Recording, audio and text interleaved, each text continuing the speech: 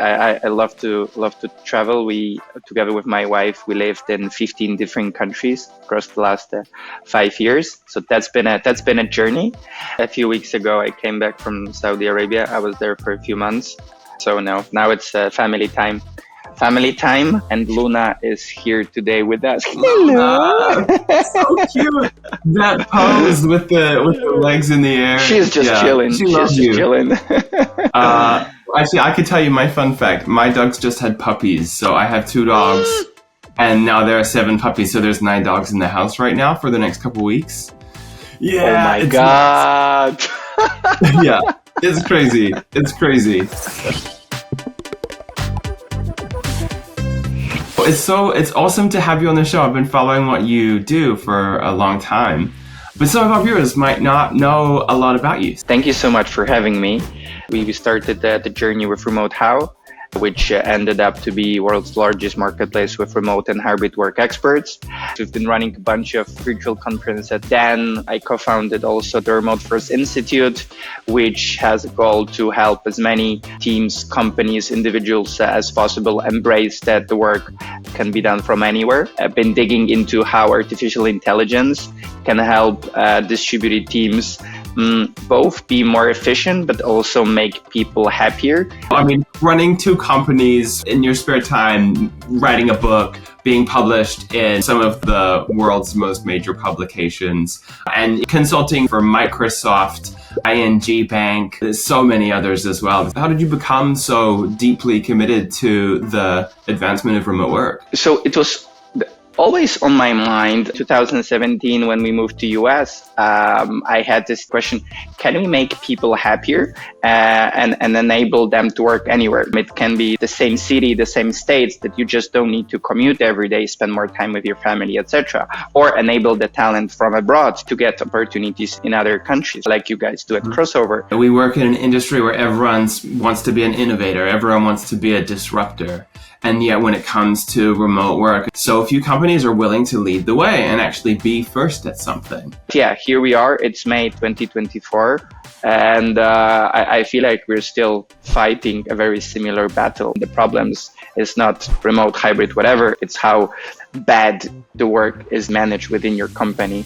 You mentioned that more recently you've become a real advocate for AI. Has anyone ever asked you to try and explain the relationship between remote work and AI? Like, what would you say? So TLDR, why I felt in love in AI coming from the remote work world is that AI enables you to put the best practices, how you or your team should be operating, on autopilot.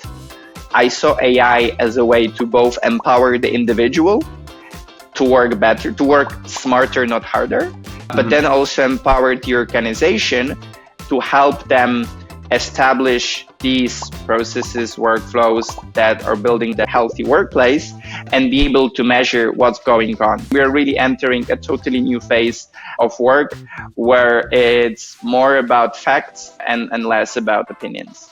You said something super interesting, that you are helping companies implement AI tools, not just to improve efficiency, but also to improve the happiness and well-being of their people. What kind of use cases are you seeing? So on the individual level, one of the things that we saw, if you feel like you had a good day, you got stuff done, and especially if those were like some significant thing, not just that you kept replying on emails, right? So we've been experimenting with this AI assistant called Productivity Partner that is helping you in the beginning plan your day, like your personal productivity coach. And then at the end of the day, AI is asking you, how was your day? Let's have a reflections, etc. And then it gives you the score at the end, etc. If you keep improving your planning and then execution, right? This is the simplest way to be like, amazing. That was a really good day. I'm happy. I'm happier. So that's number one. The number two is something what we noticed when pandemic hit, that a lot of the things that in theory someone was supposed to be doing them in terms of keeping up the culture, making sure that everyone is taken care of, etc., etc. In the office, it was just an assumption that it's fine, right? But then when you're distributed, you need to implement mini processes for you as a team leader to make sure that you're supporting your team, right? So set up an assistant that is checking in with your employees on a recurring basis. In the pre-AI world, you would call it like a pulse survey. But here you can make something way more conversational. And then the manager can have a dashboard when it's like red, orange, green.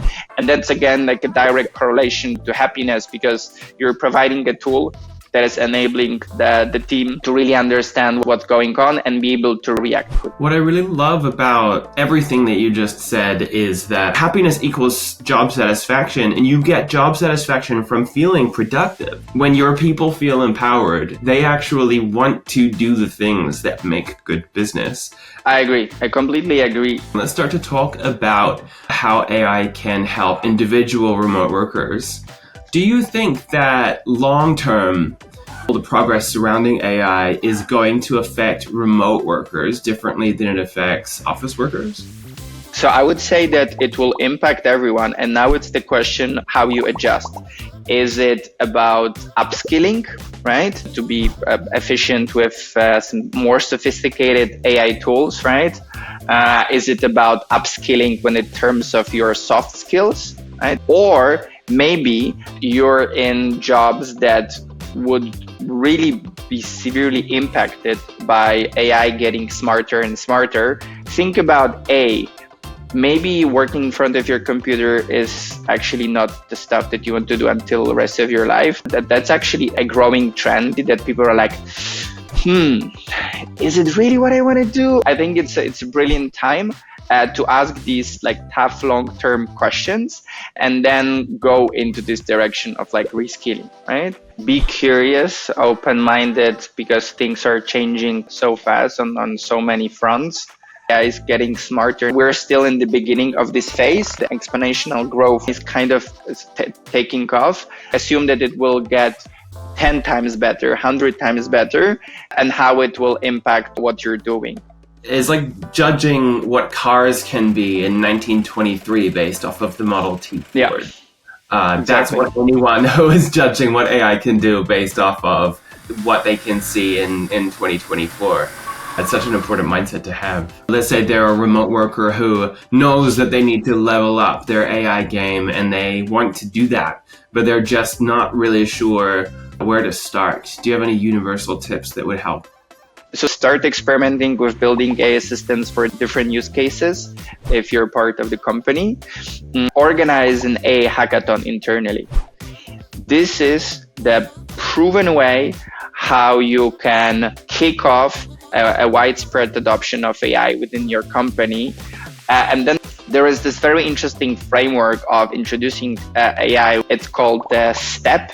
It goes for segmentation, where basically you're categorizing tasks.